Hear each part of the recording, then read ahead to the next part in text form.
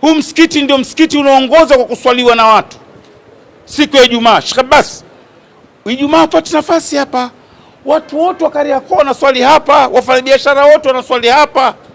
Hawa maimamu marofa ndio wao waliosema. Tunakubali vipi? Tunakubali vipi? Walimu wa madrasa marofa, maimamu marofa, na sisi ndio wenye pesa tunaambiwa wafanyabiashara wengi wa Islam. Kwa nini hamtengenezi mfumo utakaorahisishia hawa wanaotusomeshia watoto wetu, wanaotuongezea misikiti yetu, mfumo rafiki wa kuwasaidia hawa? Mbona mapadri wanaendesha Land Cruiser? Ni mnashindwaje? Mungu gani mnemsema nyinyi? Mnakuja mnemswalia, mnakuinuka na kuswali na kuinuka. Hapa mumruzuku, hamwasaidii maustadhi, hamwasaidii walimu. Mungu yupi mnemzungumza? Mungu huyu subhanahu wa ta'ala au Mungu wa kibaniani? Mungu wa kweli lazima utende mema. Umeruzukiwa, saidieni watu wenu. Mnaona raha akija imamu kakuomba. Mimi shekhe nimeshakuwa mwalimu wa madrasa miaka mingi, najua adha hiyo wanazozipata walimu wenzangu.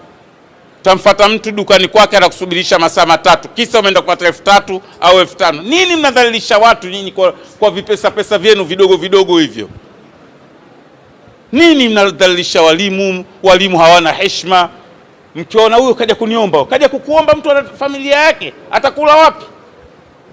Mkiomba kidogo tu pesa ya maulidi unaona kama umeomba milioni 100. Ukiomba pesa ya khitma unaona kama nini nyinyi? Angalieni Mwenyezi Mungu alivyomzuruzuku mzee yule Bakhresa. Angalieni anapopata riziki kila siku. Angalieni mabiashara yake yanavyozidi kuwa makubwa. Angalia anavyoishi, kwa sababu ameamua kujitoa kwa Mungu. Lakini nyie kazi yenu ukifuata hiyo bida hiyo sifanyi hiyo hiki, basi saidia walimu, kusaidia walimu wa madrasa nao bida, kusaidia imamu wa msikiti nao bida.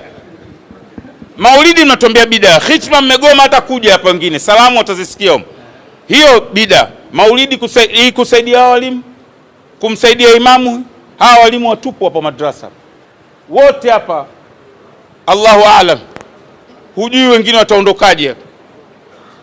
Tutapapatuana hivyo hivyo, mtaondoka tu, mtaondoka. Hamwezi kukaa yani mkanasa mimi nipo. Basi nimalizie kwa kuwashukuru, karibuni sana.